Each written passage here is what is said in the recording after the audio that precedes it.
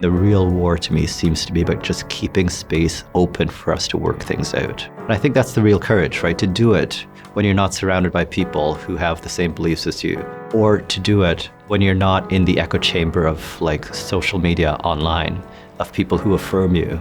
I guess that's what the humanities does really well, right? It holds space for people. So what is the role of the writer in society or among the humanities? I feel this, and I think many other writers feel this kind of pressure to be more than a writer, right? And it's this kind of general trend towards productivity and optimization that's infiltrating the arts and the humanities too. We don't go to the bankers and say, be our moral conscience, right? There's still something understood to be valuable and worthwhile among artists and outside, not yet co-opted by systems or by economics.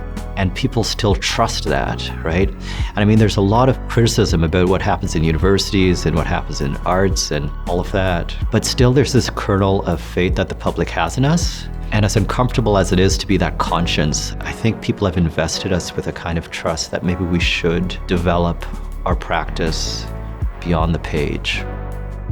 But I think, at least in the humanities, compared to some of like the other disciplines, because we're so invested in interpretation, there's this space for fallibility, right? The space that, although we're saying like, here's my contribution, that we also say, so-and-so got it wrong. And I think I got it wrong here before, and this is a refinement of my idea. So there's this kind of like evolution of thinking, right? I mean, there's potential and possibility there to sort of think about a career as not these records of perfect thought. Your career's not a series of 6 books or whatever, but it's really this fluid evolution of growth of like a human being becoming more and more attuned to some kind of idea. Everyone should have like the opportunity to focus on something that's really important to them for a year. Like, I had the opportunity to think about something that was disturbing me.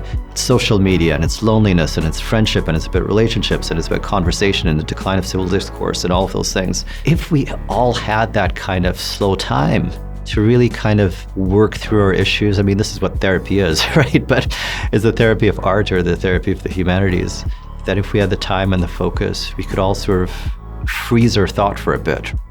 And it creates space too. So if you're reading a novel or writing a novel, you've got this fictional space where you can project and figure out your life and test your life against this thing and say, I would never have done that. And we have like ideological space that we just kind of protect. And so when we talk about sort of the value of the humanities, it's not these outputs, right? It's not like, here's a phone that I built in a lab. It's not about the outputs. It's really about, here is a record of human energy. And this energy got contained in the form of a poem for a bit, or music, or what have you. But the real thing that we're protecting or preserving is the right and the space and the option to create and to interpret. It's less product-based and like process, right? The humanities are about protecting a process. And it's that kind of process that leads to all of these big breakthroughs and discoveries. It's a process of just like, the humanities protects just a space of figuring things out.